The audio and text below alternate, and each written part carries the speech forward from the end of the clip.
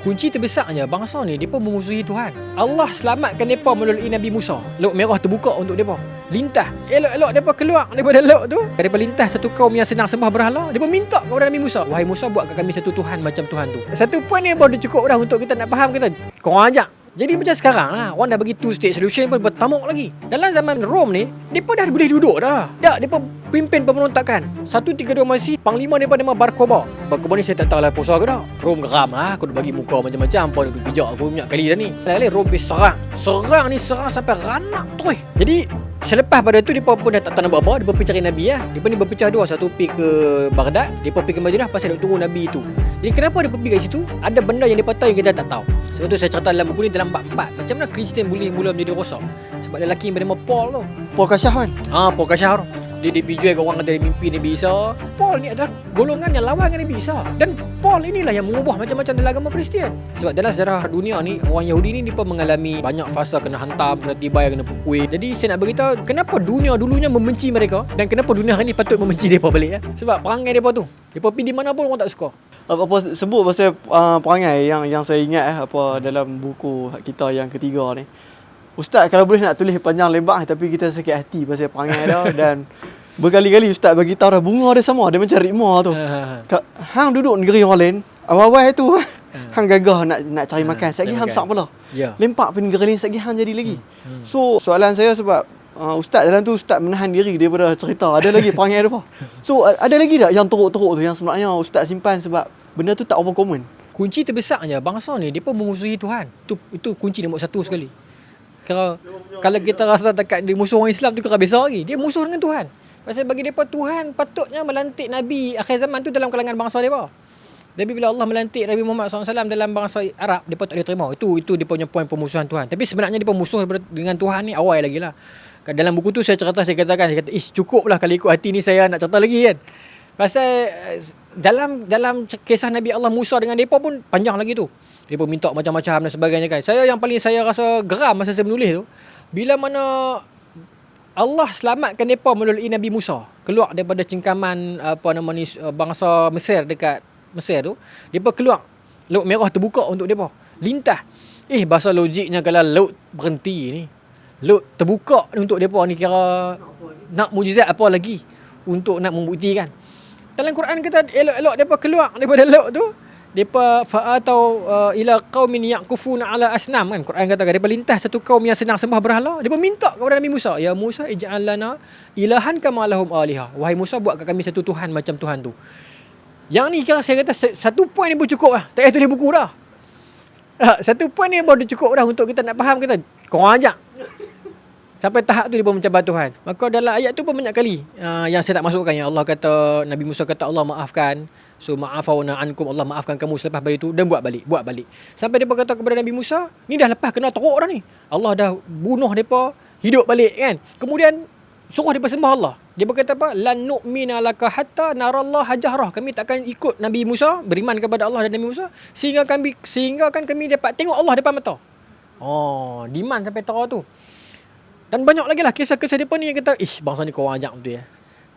Dan throughout history tu, malah mereka mengulang-ulang kesilapan mereka tu yang akhirnya mereka dihukum oleh zaman. Cuma zaman inilah saya ingat dunia akan kembali kepada era itu. Era yang mana dunia memusuhi mereka. Saya pun duk fikir juga, kita tahu kata kadang-kadang kita tak boleh juga nak letak atas pada satu kaum tu, pada satu perangai kan. Tapi untuk kali ni kita tengok mereka memang konsisten. Sebab bila ustaz macam kita buh dia deras sikit. Saya kira ustaz kan betul ada juga daripada kalangan depa yang elok, ada juga yang saya ingat lagi antara yang kata-katanya saya rasa para sahabat ke apa mungkin ada yang ustaz petik sendirilah.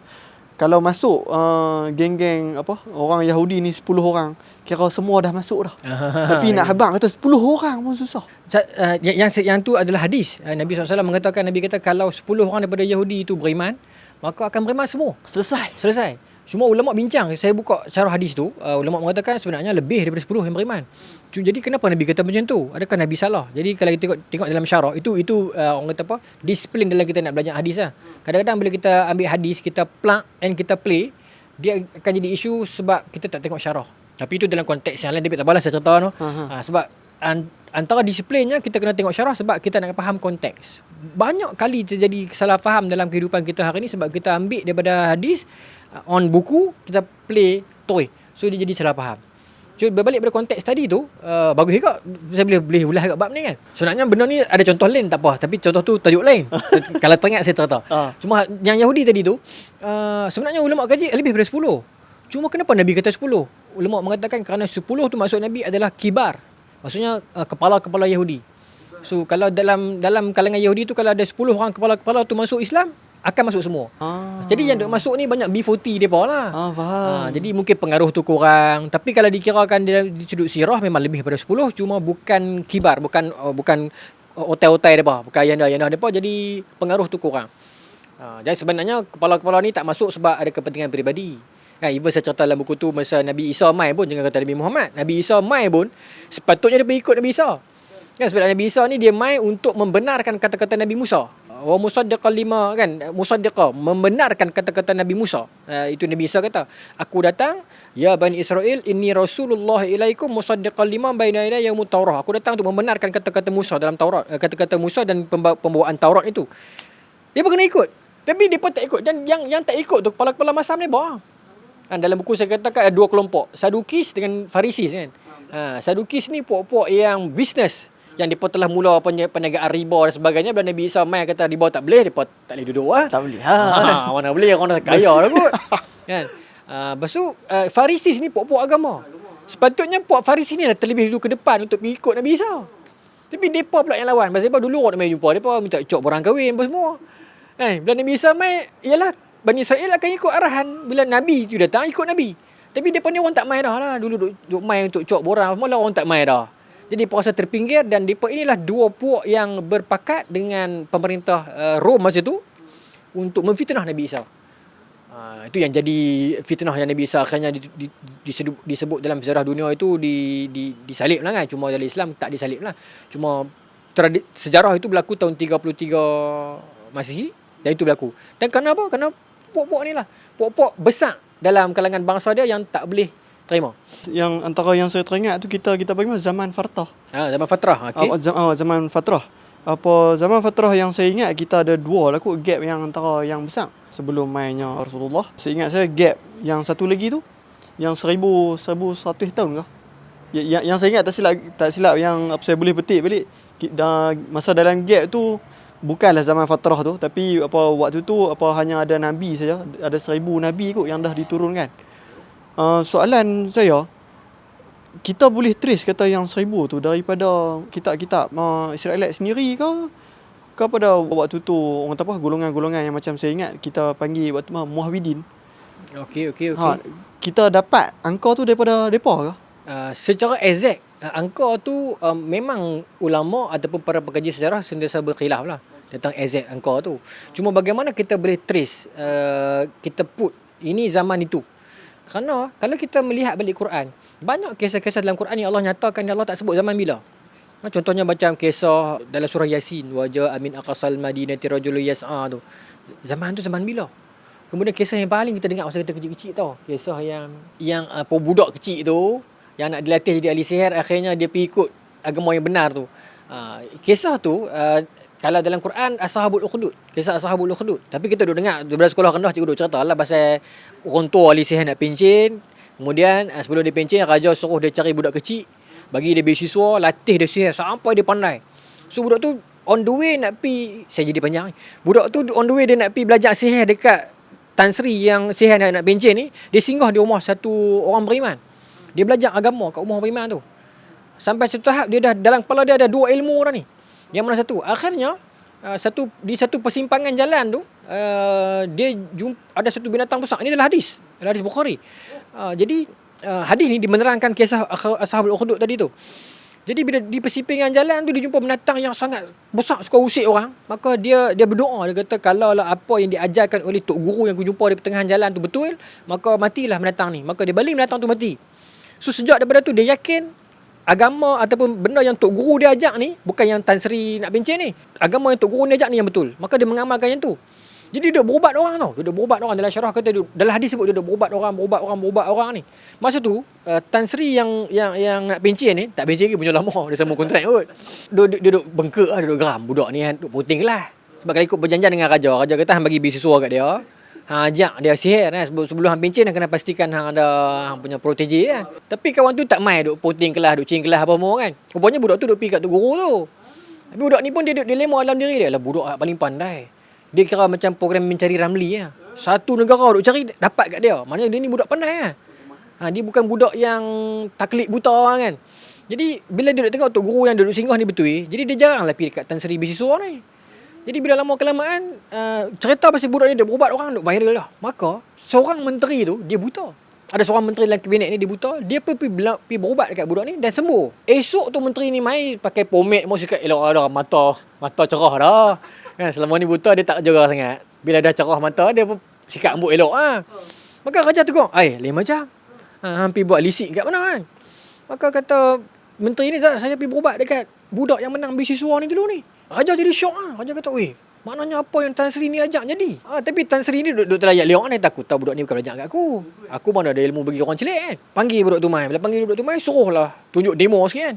Budak tu sebut Bismillahirrahmanirrahim. Jadi raja ni jadi pelik. Hang ni ilmu mana? Maka dia kata, aku bukan ikut kepada ajaran Tan Sri ni. Ni Tan Sri jangan marah saya sebut nama Tan Sri je lah. jangan mana-mana Tan Sri trigger. Dah lah nak kata orang tu orang besar sihir kan. Maka barulah orang besar sihir ni cerita kata, dah budak ni tak main kelas pun, dia cing kelas ya. Dia puting kelas apa. Budak ni cerita balik, dah ajaran ni tak betul. Aku ikut ajaran yang betul sekarang tu. Guru ajak macam ni. Akhirnya raja panggil pembesar-pembesar nak bunuh budak ni. Dalam hadis sebut 3 kali. Mula letak di atas bukit, lempak dia je tubuh pun dia tak mati. Bawa dia pergi tengah laut, tolak dia pergi dalam dasar laut pun tak mati. Budak ni main keluar, dia kes baju macam tu lah.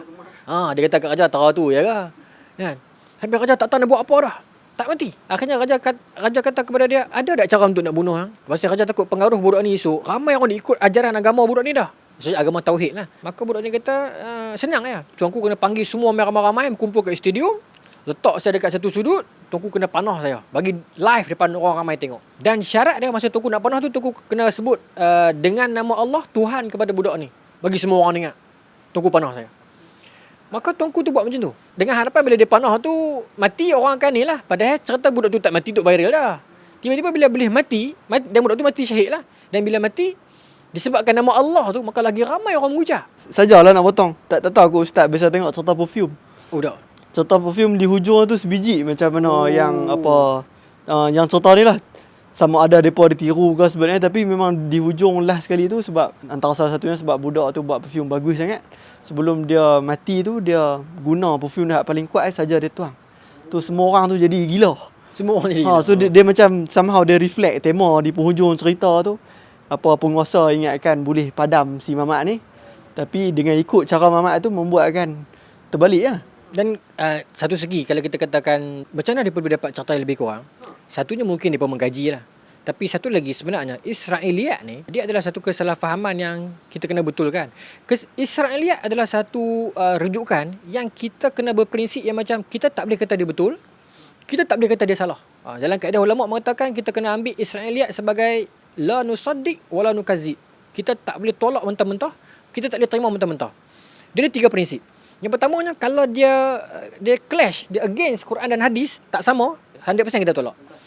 Yang kedua, kalau dia sama, banyak yang sama pun. Kisah-kisah tadi tu sebenarnya ada je dalam Israiliyat. So kita boleh terima. Dan yang ketiga, kalau tidak ada explain dalam Quran dan hadis, ada dalam Israiliyat. So kita boleh ambil dengan prinsip tadi tu. La nusaddiq wa la nukazib. Contohnya macam tarikh, macam nama Zulaikha. Quran tak sebut nama Zulaikha. Macam Bani Israel, 12 orang tu kan, Ruwaibi, Syamun, Yahuza, Yashaqar, Zabulun, Jad dan Naftali, Yusuf, ambil dari sana. Sebab Quran, kalau Farid perasan, Quran ni dia Quran Allah tak lengahkan Quran itu, saya gunakan istilah lengahkan, untuk cerita banyak benda. Berapa banyak nama dalam Quran kita tak tahu pun. Lelaki yang tadi tu, wajah amin aqsal madinati rajul yas'a, siapa? Lelaki yang berjumpa dengan Nabi Musa pula bagi tahu kat Nabi Musa ni, Firaun nak bunuh hang, lari bang. Siapa lelaki tu? Lelaki yang bagi tahu kat Nabi Sulaiman yang aku boleh angkat istana Balqis mai kat sini sekelip mata. Siapa lelaki tu? Banyak kisah nama kita tak tahu, tarikh kita tak tahu, banyak. Even Nabi Siti Maryam pun bila mana dia nak melahirkan Nabi Isa. Bila dia kata dalam dia punya monolog, dia mengatakan macam manalah aku nak melahirkan anak sedangkan walam yam syashni bashar, lelaki tak pernah sentuh aku pun. Allah hantar malaikat Jibril untuk explain kat dia kun fayakun ya. Cukup dekat tu. Tapi dalam Bible, bila depa mereka sendiri, depa reka macam-macam. Malaikat mai ikut tu, Nabi Zakaria mai ikut ni. Depa bagi meriah. Bagi meriah. Depa nak explain juga. Quran ada benda yang you tak patut, yang Allah kata tak perlu nak explain pun tak explain. Dan Quran begitu sifat dia. Maksudnya tak perlu kita nak prolong untuk benda yang tak perlu prolong pun. Cuma ulama tafsir dia ambil Israiliyat untuk kita nak explain bagi faham. Dalam cerita Quran dia tak begitu sifat dia. Sebab Quran itu dia adalah jawami'ul kalim, ringkas dan padat. Apa saya just nak pimpin balik cerita apa awal untuk cerita pasal budak yang kena panah tu dengan macam mana kita boleh dapat apa 1000 nabi tu. So apa okey, saya nak masuk yang tu balik. Saya takut jadi, kita dah pergi tanya ni. Jauh sangat ni. Jadi kuliah. Jadi sebenarnya cerita tu, okey, cerita tu duduk dalam Quran. Ashabul Ukhdud tadi tu, bila ulama kaji, dia adalah berlaku kepada satu zaman Raja Najran, iaitu sebelum zaman Nabi Muhammad jadi rasul. Tapi dah Nabi Muhammad SAW dah ada tapi tak jadi rasul lagi. So saya nak bagi tahu kisah-kisah begini ni ulama susun bila tengok, oh ni timeline dekat mana? Okey, ni celah di antara Nabi Isa dan Nabi Muhammad. So nak bagi tahu daripada mana dapat angka tu, daripada kisah-kisah ini disusun dan juga Israiliyat saya bagi tahu tadi tu. Dia pun merge balik, kira balik, okey ini jumlah dia. Macam nabi-nabi macam yang datang kemudian macam, tapi nabi ni sebelum Nabi Isa lah, macam Uzair dan sebagainya tu, Ezekiel tu kan sebelum Nabi Isa. Tapi selepas Nabi Isa tu ada juga nabi tapi bukan rasul lah, iaitu pesuruh kepada Nabi Isa. Dia bukan nabi Allah. Pesuruh kepada Nabi Isa ni kalau dalam bahasa kita katakan hawariyun lah sebenarnya. Cuma bila dia salah faham, dia pun mengatakan itu ialah bila Nabi Isa bermaksud Nabi Isa ni Tuhan. Bukan begitulah, maksudnya dia betul adalah sahabat lah. Cuma dalam istilah kita katakan hawariyun. Sebab kalau kita buka dalam tafsir, Rasul dalam surah Yasin itu dikatakan Rasul pada zaman Nabi Isa. Kan yang Allah kata datang dua orang Rasul, fa'azazna bisalisin tu. Allah kuatkan dengan Rasul yang ketiga. Kalau kita buka dalam tafsir, ia ialah para sahabat Nabi Isa.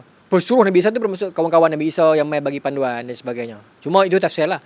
Cuma nak beritahu ada. Dalam kepala saya masih lagi duk bermain yang cara ustaz bagi cara untuk navigate pasal Israiliyat tu, sebab yang saya duk ingat yang sebelum ni dia lebih kepada kita boleh dengar dia tapi kita tak boleh guna dia untuk berhujah. Tapi gaya ustaz cerita tu dia kemas sikit lah, dia jelas, dia punya ada 3. Sebab saya berani cakap sebab ada dalil. Nabi SAW mengatakan balighuni walau ayah, sampaikan olehku walaupun satu ayat, wahadisu an bani Israel walau haraja. Dah sampaikan kisah-kisah riwayat Bani Israel, tapi kena berhati-hati. Sebab kalau yang clash dengan Quran dan hadis, kita kena tolak. Kalau yang tak clash, kita terima. Dan kalau yang tidak ada penjelasan, selalunya Israiliyat ni dia akan jelaskan tarikh, nama. Kebanyakannya macam tu. So kalau yang itu kita terima aja. Dia yang buat saya teringat betul pasal Israiliyat ni, sebab saya rasa setahun lepas ke 2 tahun lepas, time nak raya haji, apa dengar khutbah Jumaat, cerita tu jarang sikit saya dengar. Macam tadi ustaz bagi tahu kata dalam Quran dia tak melengah-lengah. Dia cerita jelas digantikan oleh kibas apa semua. Tapi bila mai pada di masjid kampung saya, dia cerita jelas. Nak bagi asah dulu, nak kena buang baju, takut bagi mak risau tengok darah. In a way dia bagi kita lagi appreciate cerita tu, dia buat lagi kita selam untuk korban ibadah tu. Dan saya pun tulislah dalam Twitter saya. Lepas tu kawan-kawan saya yang lain adalah benar ni kita tak ada, mana dia dalam Quran. Itu yang buat saya study, saya pegang yang tadi tu, saya dengar rupanya Israiliyat kita boleh ambil sebagai orang kata apa, tak genggam kuat sangat, boleh untuk dicerita, tapi untuk hujah tak. Tapi bila ustaz dah perjelas tu, rupanya saya bagi paling selamat lah untuk kita dekat ramai-ramai kan. Paling selamat sekali Israiliyat ni, kita jangan petik sendiri, tapi kita nak petik sendiri pun kita nak ambil mana. Betul tak? Betul kan? Sebenarnya kata jangan petik sendiri, kita nak ambil mana? Sebenarnya kita duk ambil Israiliyat, ambil daripada mana? Ambil daripada tafsir, ambil daripada Bidayah wa Nihayah antara selalunya. Jadi bila dalam Bidayah wa Nihayah Ibnu Katsir sebut, yang saya bagi 3 panduan tadi tu, saya ambil dari Ibnu Katsir. Bab awal dia sebut dah. Tahu dah saya percaya tahu nanti. Awal-awal dia beritahu dah itu kaedah dia. Dan sebenarnya dalam tu pun dia pun ambil riwayat daripada mana? Ibnu Abbas antaranya. Ini saya beritahu para sahabat yang pandai. Macam sahabat-sahabat Nabi yang bekas Yahudi macam Abdullah bin Salam. Dia pun ni memang dia tahu lah benda-benda lama. Jadi dia pun cerita balik. Kan? Dan dia pun itu sahabat Nabi yang diiktiraf, maka kita terima. Kemudian tabi'in macam Wahab bin Munabbih, ni antara tokoh tabi'in yang pakar dalam Israiliyat, bermaksud mereka boleh differentiate. Ini palsu, ini merepek, ini tokok tambah, ini yang kita boleh terima. Jadi panduan itulah yang kita ambil. Kita nak ambil di mana? Dalam tafsir, selalunya tafsir Ibnu Katsir, tafsir Hamka, tafsir mana pun lah. Para mufassirin macam mana dia nak prolong, nak pemanjangkan cerita ni? Saya ayat tadi itulah. Cuma masa saya kecil, saya duk baca edaran risalah tau, bahaya Israeliat. Jadi saya rasa takut. Sama. Bila Kita orang pun kalak bila orang kata kita aku buat benda tak kena. Hang pergi ambil Israeliat ni kan. Kita rasa akidah aku rosak dah kan. Dulu kita tak faham. Tapi kita terlalu takut. Bila kita membesar, kita baca lagi. Rupanya boleh ambil tapi dengan disiplin. Since ustaz memang banyak duk berenang dalam cerita Israeliat dan jelas cara nak navigate dia. Ada tak satu cerita bagi ustaz? Cerita dia tu interesting dan kalau sepintas kali kita dengar, dia macam pecah kepala cerita tu. Tapi cerita tu betul dia memang ada sumber dia elok sebenarnya. Dia sama macam cerita ustaz kata tadi. Jumpa bintang yang besar, kita boleh je nak kata cerita ni dah lebih-lebih, ni dah Harry Potter tapi tak, memang ada dimension oleh orang-orang yang bagus. Saya kan sebenarnya bila saya berhadapan dengan cerita-cerita macam ni, saya memang seorang yang takut. Kemudian bila kita nak menyampaikan kat orang, samalah macam tadi member Kamtikai semua tu kan. Jadi selalunya saya akan ambil Israeliat yang ada penjelasan dari sudut Islam juga. Cuma kalau tanya sepintas lalu, saya teringat kisah yang Nabi Yusua tahan matahari tu. Saya tak pernah teringat. Cerita tu dalam Israeliat ada. Tapi sebenarnya sebab saya kata saya takut. Jadi saya jumpa dalam Sahih Bukhari. So selamat lah. Okey, saya bagi contoh dalam cerita-cerita lama Israeli riwayat sebut pasal Nabi Yosua ni dia berjaya menundukkan matahari. Sebelum tu boleh ustaz bagi konteks. Yosua dia duduk selepas sebelum tu. Yosua ni adalah lelaki. Yosua ni ingat tak Nabi Musa, saya bersilau ni. Tak apa. Kamera tak nampak. Nabi Yosua ni adalah lelaki yang ingat tak Nabi Musa nak pergi belajar dengan Nabi Khidir? Okey. Dia bawa seorang protege dia tu. Budak muda yang tolong jaga ikan. Kita saat lagi aku terlena Asad. Hang perhati semua kat mana ikan ni jatuh, kat situ Nabi Khidir. Yang budak tu pun terlena juga. Budak tu lah Nabi Yosua. Tapi Israel panggil dia Yosua lah kan. So kita panggil Yosua. Dalam Israeli riwayat sebut pasal dia ni kuat, power sampai dia boleh tahan matahari. Dalam versi kita ada hadis. Nabi SAW Nabi kata inna syamsa lam tujbas li bashar illa li Yosua. Ini hadis Bukhari. Sesungguhnya matahari tu tak pernah tunduk kepada manusia melainkan tunduk kepada Yosua. Itu ada sokongan dalil. Jadi nampak saya kata tadi, bila cerita ni kita kata sokongan dalil, kita rasa kuat sikit lah. Dan kita jumpa rupanya ada naratif dia. Walaupun ni Israel riwayah yang ini cerita perang. Ni pun cerita dalam, ni juga ada sikit tapi saya tak masukkan. Iaitu dalam fasa selepas Nabi Isa tak ada, mereka ni nak pergi perang, Nabi Yosua pimpin mereka. Ini adalah first battle yang Nabi Yosua bawa mereka pergi. Ini bukan zaman Jalut, Tolut tu kemudian. Itu zaman Nabi Daud dah. Ni awal. Kalau dalam Al-Furqan 93 akan nampak jelas timeline dah ni. Ini kalau betul-betul right after Nabi Musa tak ada. So Nabi Yosua pimpin dia pergi perang nak masuk Baitul Maqdis.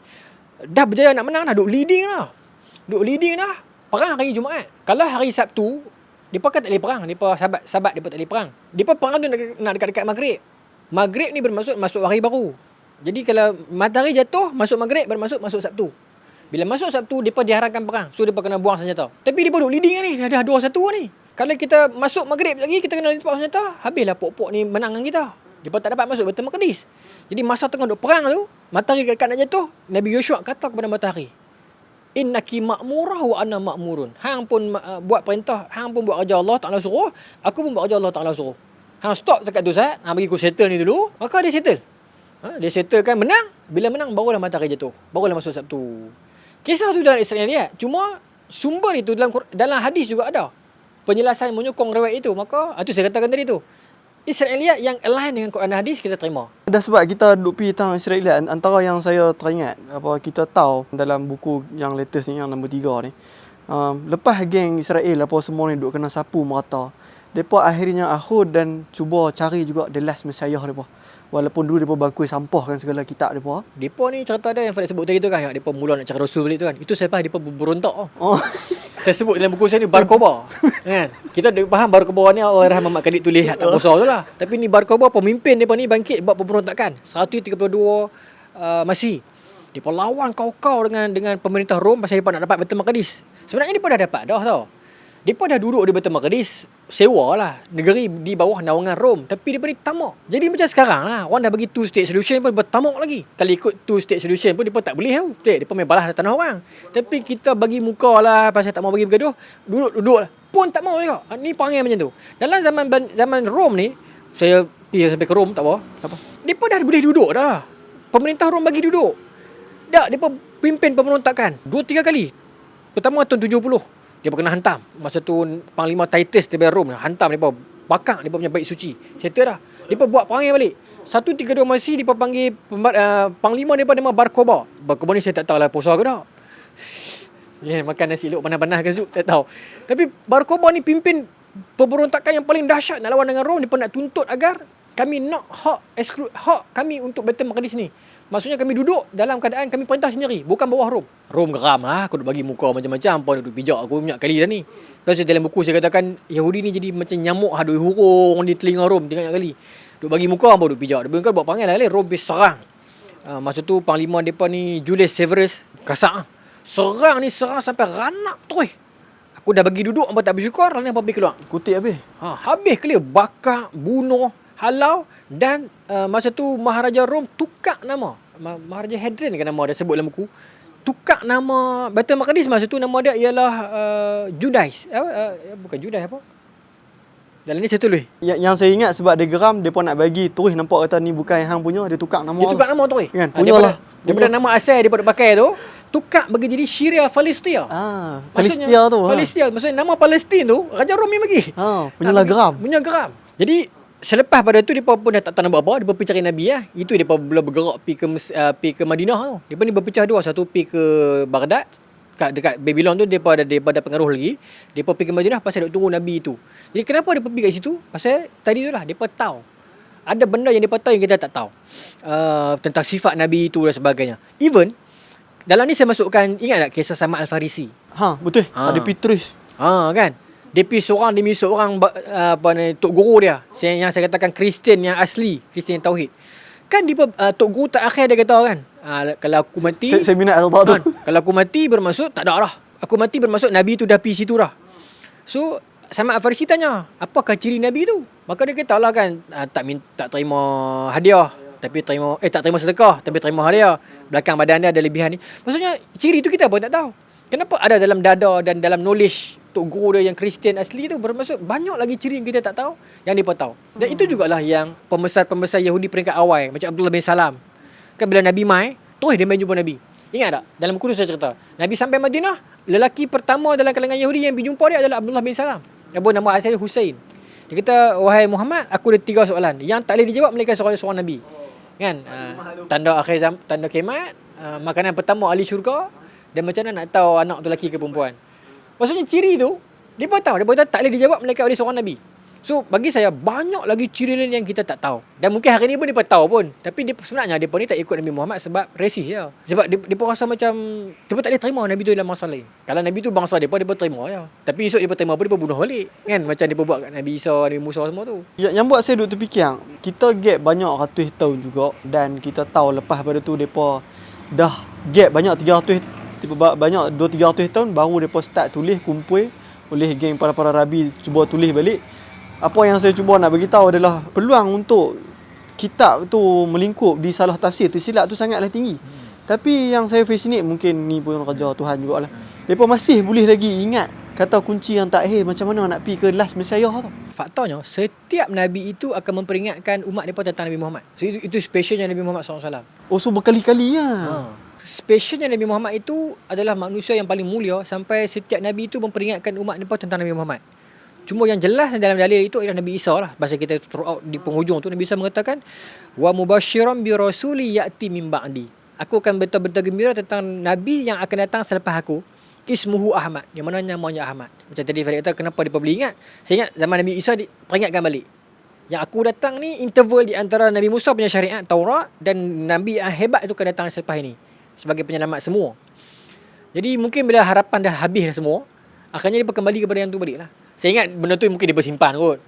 Kita nak rosak kali, hak ni kita simpan jauh-jauh. Jadi apa-apa kat kita ada satu sumber harapan kita kan. Bila kita duk main dengan cerita Nabi dan syariat ni, antara benda yang paling saya fascinate dan saya pun duk cari-cari jugalah. Dan hint dia ada cerita pasal bintang Ahmad tu. Saya rasa yang buat saya fascinate lagi, saya terjumpa dia tulis banyak mati links dalam buku Muhammad kan.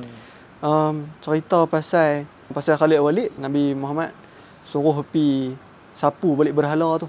Kena pergi 2 kali. Bila dia pergi pertama kali, Khalid Walid kata tak ada apa, kata hampir sekali lagi. Tapi sekali lagi baru dia jumpa ada satu jelmaan perempuan ni lah. Apa cerita yang saya just nak dengar daripada pendapat Ustaz. Dan benda ni relate juga. Ustaz ada biasa tulis pasal Nabi Ibrahim. Pasal yang dia tengok bintang, matahari apa semua tu. Mereka di Arab ni sendiri, pasal ilmu di langit ni memang satu benda yang ilmu tinggi lah kan. Dan yang tu juga, dan antara salah satu juga yang saya perasan juga dalam buku Mati Links, yang sebelum ni saya tak tersedar, mereka ada satu, bukan rasa meninggi diri tu pun ya juga. Mereka rasa Tuhan mereka kemas. Kerana Tuhan mereka tak duduk di bawah. Tuhan mereka bukan pokok dan batu. Tuhan mereka ni kemas sebab Tuhan mereka di atas. Dan somehow saya terjumpa yang ni. Saya duk cuba tadi, duk nak cari 1-2 hari nak bagi, orang kata apa, perbincangan kita ni ada ilmiah sikit lah supaya saya boleh petik. Tapi saya gagal. Cumanya bunga-bunga yang saya nampak, antara salah satunya nak bukti kata apa benda tu hint dia ada, berhala-berhala tu sendiri sebenarnya adalah daripada dewa-dewa apa bintang sendiri, dan benda tu sebenarnya adalah planet. So kot Ustaz pun sendiri ada terjumpa ke, ataupun tu hanyalah andaian saya yang berterabur dan tak kena. Benda ni dia sebenarnya, saya cuba nak jawab bagi pendek tapi tak boleh, dia panjang. Dia sejarah dia ni, dia boleh main daripada macam mana boleh jadikan berhala tu yang boleh relate dengan yang di planet-planet tu kan. Sebenarnya benda ni dia main daripada zaman Rom lagi. Sebenarnya Rom ni dia mewarisi apa yang Yunani punya. So bila dia menjadikan planet-planet itu sebenarnya bukan menjadikan planet itu sebagai Tuhan lah. Dia pun menamakan planet-planet itu sebagai dengan nama dewa-dewa mereka. So akhirnya dewa-dewa itu dijadikan Tuhan lah. Itu pada zaman Yunani. Kemudian pada zaman Rom kopi balik yang tu. Kan sebab tu saya tengok dalam mana-mana zaman pun dia senantiasa ada 3. Mesir ada 3, Rom ada 3, Yunani ada 3, hatta Jawa pun ada 3. Gusti Adipati, kalau orang Jawa tengok ni dia pun boleh sahkan ada 3. Hatta India, Shiva, Vishnu, Brahma apa semua tu semua senantiasa ada 3. Dan saya tak tahu kenapa 3. Hari ni pun ada Nescafe 3 in 1. Sebab dia ada 3. Jadi Rom ni dia cuma copy balik apa punya Yunani punya je. Yang ni kitab Maulana Abu Hasan Ali An-Nadwi, Apakah Kerugian Dunia dengan Kemudaratan Islam, dia cerita macam mana Rom tu di copy balik apa Yunani punya. Dia tak ada apa pun, tak ada barang apa pun maknanya Rom ni kan. Lepas tu bila dia copy balik, dia berbangga dengan benda tu, cuma dia rename balik lah God tu dengan nama God version dia apa. Akhirnya bila mana Kristian yang asal tauhid yang tidak ada jelmaan, tidak ada berhala semua ni pun, yang menyembah Allah yang Esa ni pada asalnya, cuba merge masuk dengan Rom. Sebab tu saya cerita dalam buku ni dalam bab 4 macam mana Kristian boleh mula menjadi rosak. Sebab ada lelaki yang bernama Paul tu, dia lah yang main mengatakan boleh sampailah Paul tu mati. Paul Kasyaf kan? Paul Kasyaf tu. Dia dipijuai ke orang kata dia mimpi Nabi Isa. Kan senang saya. Yang orang Kristian pun bagi kat dia. Mungkin Paul ni pandai sembang sikit kot kan. Dia FYP apa semua ni. Orang Kristian percaya. Pasal zaman tu orang Kristian yang asli, yang Hawariyun dan Kristian yang asal ni pun ni tawaduk baik, sangka baik, husnuzon. Jadi macam tu lah. Sebab tu hari ni ustaz-ustaz kita pun aku jadi kesebut ustaz-ustaz masalah ni. Jangan nak swing. Sebab kadang-kadang kan saya minta maaf lah kalau orang terasa, tapi kan kadang-kadang kan kenapa kadang-kadang benda-benda kadang nampak macam pelik, macam main palsu reka ni kadang-kadang keluar daripada mulut ustaz-ustaz yang baik. Minta maaf, tapi Farid boleh setuju dengan saya tak? Kadang-kadang kita tahu ustaz ni dia baik. Dia bukan ustaz menipu. Ustaz yang soleh, baik kaki zikir. Kita tengok pun kita tahu yang muka dia ni orang yang baik. Dia bukan menipu. Cuma kenapa kadang-kadang keluar daripada mulut-mulut dia pun ni benda-benda yang macam agak merepek sampai. Kerana dia pun ni terlalu baik. Sesiapa saja yang tak bertanggungjawab duk main cerita dengan depa, duk kedai kopi ke lepas habis kuliah minum air, ustaz nak cerita ke ustaz ni. Nak tahu tak? Oleh kerana baiknya depa ni, depa tak tapir dah. Itu teori saya. Sebab saya cuba nak murnikan kenapa saya yakin para ustaz-ustaz ni depa tak menipu. Cuma mereka terlalu baik. Datang saja pencerita-pencerita lagi bagaimanapun dekat depa terima dan depa keluarkan dalam medan kuliah. Itu yang jadi fitnah dan salah tu. Point yang ustaz nak bagi tahu benda yang sama di kancah Paul berlaku tu. Ya. Bila tok-tok guru Rom, tok-tok guru Kristian yang betul, yang dapat ilmu daripada Nabi Isa, yang memang beramal sungguh, dia ni baik. Paul ni adalah golongan yang lawan dengan Nabi Isa. Dia puak-puak Farisis. Tapi bila dia rasa macam Rom ada masa depan, Yahudi macam tak lepi dah, maka dia kelompokkan diri dia masuk kepada golongan Kristian, dan dia pergi jual kat Kristian. Dia kata aku ni mimpi Isa main beritahu sekian-sekian. Terus dia jadi naik pentas. Terus orang rujuk dah agama. Sedangkan dia baru berhijrah, baru keluar 3 hari. Terus dia pangkat dia dan dia jadi rujukan. Dan Paul inilah yang mengubah macam-macam dalam agama Kristian. Selepas zaman Paul dah makin rosak, bila Rom mula boleh terima Kristian, berlaku Nisia. Nisia 325 Masehi. Kan Konstantin panggil semua pembesar-pembesar. Masa ni Paul dah mati dah. Pembesar tok-tok guru Kristian kita nak bincang. Nak Standardize. Dan nak tetapkan Isa itu di mana. Apakah satu kelemahan pada sebuah agama di mana mereka perlu menetapkan Tuhan mereka itu di mana. So sebenarnya kelompok yang lagi ramai mengatakan Nabi Isa adalah anak Tuhan. Itu kelompok Aryan. Yang mereka mengatakan Nabi Isa bukan Tuhan, Rasul. Full stop. Tapi kelompok-kelompok yang kecil ni dia berkata dah, dia boleh bincang lagi, mana khilaf. Kan? Boleh bincang. Fleksibel. Jadi Konstantin pilih yang fleksibel. Sebab Konstantin dia ahli politik. Dia tahu kalau pok-pok kerah ni, kok kenapa dia nak kerah kat dia. So pilih yang boleh ubah ni. Esok undang-undang dalam negara ni kanda yang bikin. Boleh pula lagi. Kanda boleh ubah. Jadi Konstantin pilih yang minoriti. Sebenarnya dia ni minoriti. Tapi lama kelamaan, pok-pok majoriti ni dalam sejarah Kristian, saya baca sejarah dia dibunuh, dipulaukan, diusir. Itu yang buka pondok di ujung-ujung kampung yang sama Farisi pergi cari tau. Dia pun ni juga yang nampak tak? Dia relate. Sia-sia warakah semua ni. Ya, dia pun pergi duduk jauh-jauh, menyorok-nyorok langgar semua tu kan. Pasal dia pun ni diancam sepanjang sejarah Rom. Throughout history, kalau kita membaca sejarah Protestan, tapi Protestan tak ada lagi zaman ni. Tapi nak abang dalam sejarah Protestan dia cerita balik. Throughout kurun keempat, dia nak main Trinity dah. Dia nak main dah reka. Kurun kelima, dia nak main berhala dah. Itu yang gereja-gereja ni dipenuhi di berhala. Dan itulah penyakit utama yang menyebabkan Yahudi benci Kristian. Pasal bagi Yahudi, hampa ni adalah agama pagan, penyembah berhala. Dan bagi Yahudi, Kristian ni merosakkan agama. Bagi Yahudi lah, bagi kita pun sama juga. Sebab asalnya Bani Israel tidak ada berhala macam Islam kan. Tapi kenapa hampa adakan berhala? Sebab hampa nak ambil hati Rom. Sebab tradisi Rom pagan, ada berhala. So bila Rom nak jadikan Kristian agama rasmi dia pada tahun 385 Masihi, so macam mana kita nak merge bagi kena apa kita buat berhala Jesus. Masa tu ada Trinity lah, Holy Spirit, Tuhan Bapa, Tuhan Anak, dan hampir nak ada Mary punya ketuhanan. Tapi benda tu tepat dipotong pada kurun ke-6 oleh pokok yang memakar ni lah, yang lepas tu berkembang jadi Protestan. Hampir nak jadi 4 untuk tidak jadi 4 in 1 lah. Hampir jadi 4. Jadi dia berhenti dekat 3. Itu pun menapik dah. Okay. Jadi Tuhan jadi banyak, berhala jadi banyak. Dan maksudnya kan pusat Kristian dekat Syam. Tu ya? Pusat Byzantine lah, Syam. Dan lelaki pertama yang pergi Syam buat balik berhala tu ke Mekah, ialah nama dia Amru bin Luhai al-Khuzai. Amru bin Luhai ni ada hadis juga, Nabi tengok dia ni terjuntai di akhirat kalau perut dia terburai. Amru bin Luhai ni dia ni businessman. Dia bisnes. Ini zaman siapa ni? Ini bukan zaman Nabi, ini zaman sebelum lagi. Saya ingat sebelum dia hilang. Sebab dia mula-mula masuk berhala. Masuk ke Mekah. Dulu Mekah kan zaman Nabi Ibrahim, tak ada berhala, Mekah betul. Jadi Amru bin Luhai ni dia businessman. Dia duduk station, dia pergi dekat Syam. Dia tengok orang Syam dah mula sembah berhala. Jadi kalau kita nak merge hadis itu, riwayat itu dengan sejarah dunia ni, kena. Maksudnya Kristian dan Rom dah mula terima Kristian, dan Kristian dah mula terima berhala. Nampak dia kenal dengan zaman tu. Semua hari ni kita baca sejarah Arab kat sini buku ni, sejarah Eropah buku ni. Jadi kita ni tak faham. Kita macam membaca dua dunia yang berbeza sedangkan satu dunia. Itu tujuan saya buat Fufuran Tale, pasal saya nak merge. Jadi Amru bin Luhai ni dia tengok berhala, maka dia kata kepada orang setempat. Di dalam riwayat, Amru bin Luhai tanya ni apa dia? Maka penduduk Syam kata, inilah Tuhan. Inilah tempat kami meminta. Dia kata, istamtorna famtorna. Kalau kami minta hujan kat dia akan turun hujan. Kalau kami minta tolong, dia akan bagi pertolongan. Maka bagi Amru, dalam riwayat ni, Amru bin Luhai kata, dalam bab agama, mana ada orang lagi pandai daripada orang Syam? Tu ya, sebab zaman tu orang Rom ni dengan satu macam punya ketamadunan dan sebagainya kan. Amru bin Luhai kata dia pun ni paling hebat dalam bab agama. Jadi dia tak memainkan pusat tu. Maka orang Syam bagi kat dia satu berhala, dia bawa balik ke Mekah. The first ever berhala dekat Mekah nama dia Hubal. Masa dia bawa balik, orang bertikai ke?